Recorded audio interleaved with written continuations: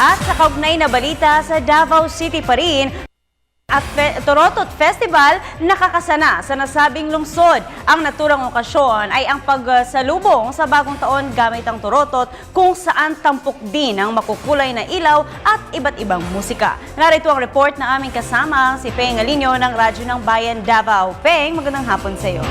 Yes, Vincent, naghahanda na ngayon ng SMART sa pagkipagtulungan ng lokal na pamahalaan at natawag na Torotot Festival.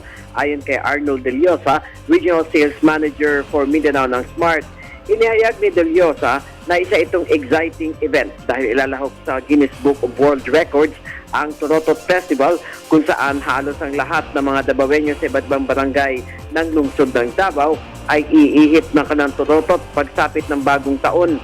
May aasahang premyo naman ang barangay na gagawa ng maganda at malalaking Torotot.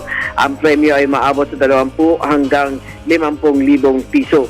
Kasabay nito sa pagtitipon ng lahat ng mga lalahok ay libreng Wi-Fi connection, special discounts at promos, habang may mga local celebrities naman na magpapasaya sa lahat na mag-aabang sa pagtunog ng orasan hudyat na papasok na ang bagong taon.